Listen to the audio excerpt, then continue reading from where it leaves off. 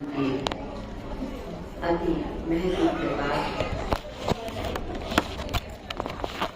प्रतिवर्ष की तरह वार्षिक उत्सव और इस बार तो जैसे सोने की अंगूठी में नग जड़ गए हैं, ऐसे अपने कुंज बिहारी जी ने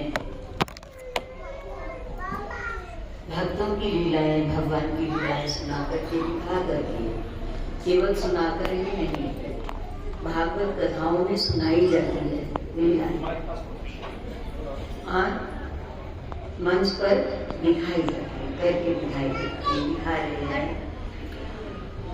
प्रभु कितने मधुर,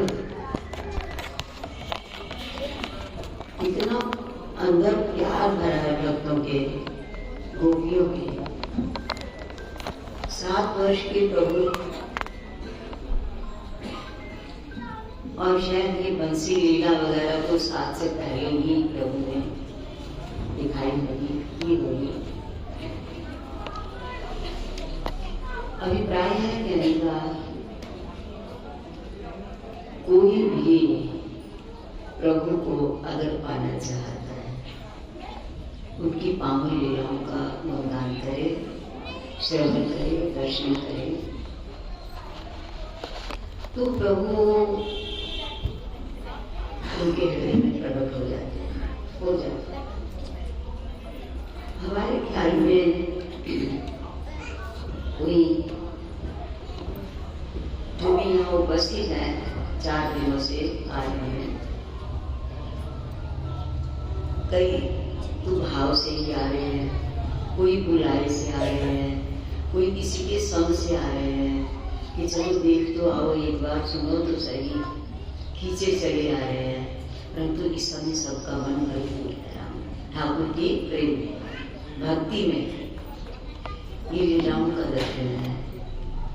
रामायण आप 10 बार पढ़ लो, और जो मुशायरे के दिनों में रामायण दिखाई जाती है, वो फिर पूरे वर्ष तक दिमाग से उतरती है। इसीलिए उसको छोटे बड़े सब देखने जाते, बच्चे बड़े भी, अनपढ़ भी, पढ़े लिखे तो जाती हैं, अनपढ़ भी जाते हैं। भगवान कौन है? हमारी अंतरात्मा ही भगवान है, और उनको उनकी लीलाओं से सींचा जाए तभी वे बड़े होते हैं। यानी हमारे अंदर जो भगवान उनकी बीज हैं, उनकी लीलाओं को सुन करके सींचा जाए तो वृक्ष बन जाते हैं, और ज्ञान भक्ति का उसमें फल लगना शुरू हो जाता है। और बिना भक्ति की प्रभु मिलते नहीं। प्रथम भक्ति संकर सुंगा, दूसरी गतिमा कथा से सुंगा। मेरी लीलाओं से, मेरी कथाओं से, मेरे प्रसंगों से प्यार होना, रति मैंने प्यार, दूसरी रतिमा कथा प्रसंगा। उनकी कथाओं को, उनकी लीलाओं को देखना, सुनना, और फिर एक भाव जागृत होता है कि वो भी लीलाओं प्रभु हमारे संग भी करें। वही भाव हमारे हृदय में जागृत हो।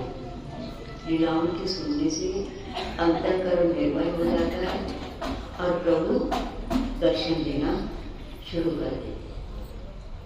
बीच बीच में बार बार जब कभी भी भक्त पुकारते हैं तो दर्शन देना शुरू करते हैं। परंतु एक बार फिर करेंगे, नाम जप, खूब नाम जप करो। कल आप देख रहे थे, एक बार संतों ने भक्त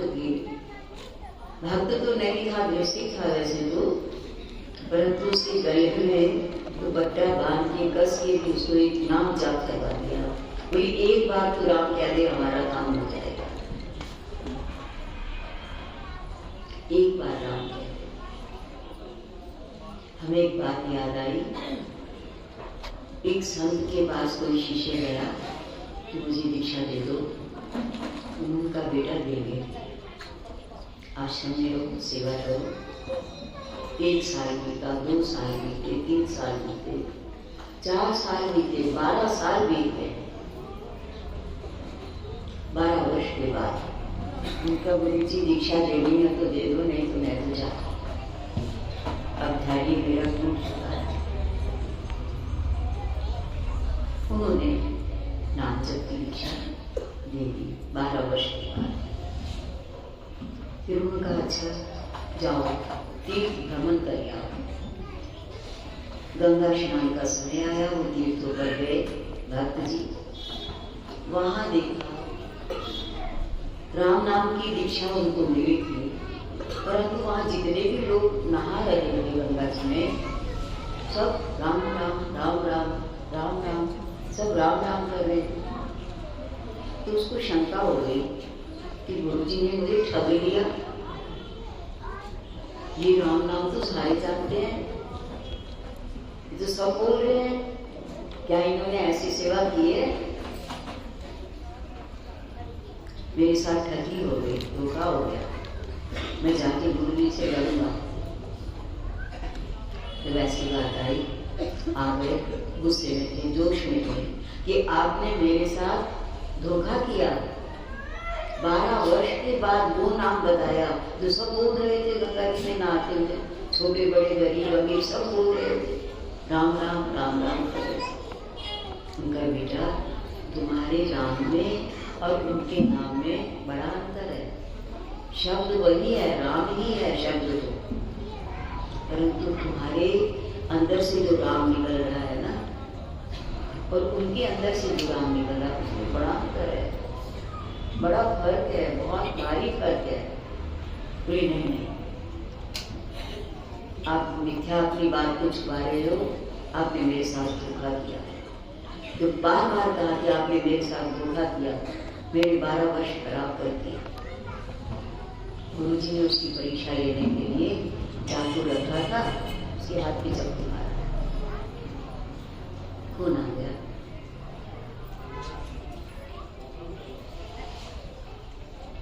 तो वहां से बहुत से लोग गुजर ही रहे थे, गंगा जी नहा के पास में गंगा किनारे छुट्टियां थी संतों की।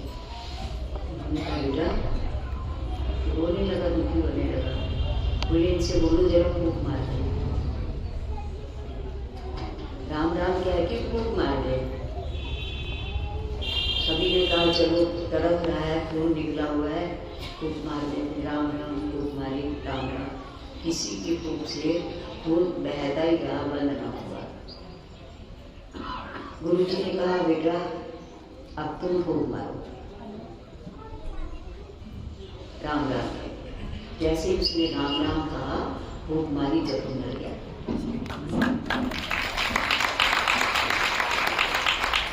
बुलाए तुम्हारे नाम कहने में और इनके नाम कहने में कुछ अंतर है या नहीं है? मैंने देख लिया, तुमने सेवा के द्वारा तुम्हारे अंतःकरण को, जैसे किसान खेत में बीज डालने से पहले खेत की मिलाई उड़ाई, पानी देना, खाद देना, उसको पूरी तरह तैयार कर लेता है, तो फिर बीज डालता है, तू लहला के फसल। और उन लोगों ने जो उनके खेत में बीज डाला है, चाहे उनके गुरुओं ने डाला, चाहे माता पिता ने डाला है, या सुना सुनाया बोला है उन्होंने, वो ऊपर खाबर भूमि में ही बीज डाल दिया और उस बीज का कोई लाभ नहीं हुआ।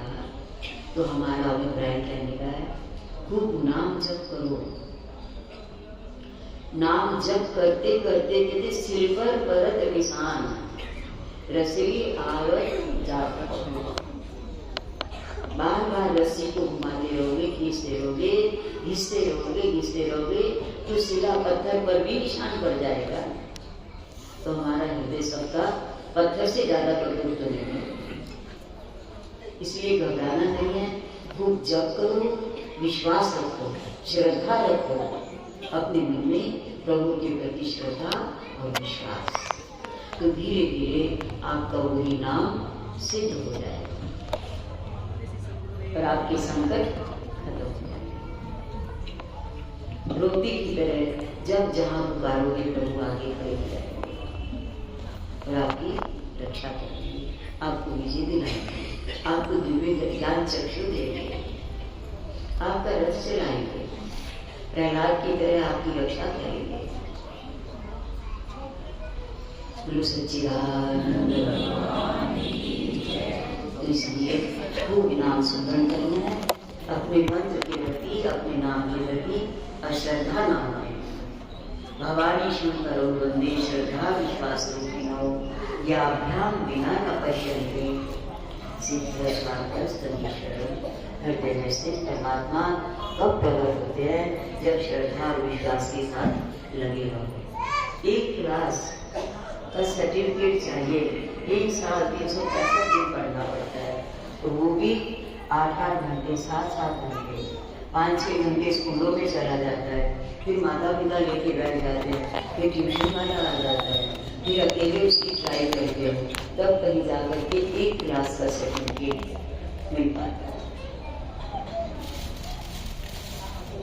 इसलिए घबराना नहीं है, कमाई करनी है, ये कमाई करनी है। हमने किसी ऐरा गहरा लोक में नहीं जाना, ऐरा गहरा योगियों में नहीं जाना। अब हम कहाँ आए हैं? मनुष्य के पेट पर। मनुष्य से आगे प्रभु के पेट पर ही जाना है, ऐसा जीवन बिताना है कि और कहीं योगियों में धक्के नहीं खाने हैं। खूब नाम जप करते, काम करते रहो, नाम जपते रहो। एक दिन प्रेम का प्याला सुंदर करना, लीलाओं को सार्थक करना। और ब्रजवासियों का बहुत बहुत धन्यवाद। धन्यवाद शब्द तो छोटा पड़ रहा है, छोटा पड़ रहा है, क्योंकि इसका कोई मुकाबला नहीं है जो अमृत इन्होंने हम लोगों को दिया है। वृंदावन भी जाते हो, कई बार आप नहीं जा पाते ये होते हैं, कई बार आप जाते हो ये भी होते हैं। बाहर जैसे यहाँ आए हैं ऐसे इनकी तो मांग बनी रहती है, पहले से पहले लिस्ट सारी होती तैयार रहती है।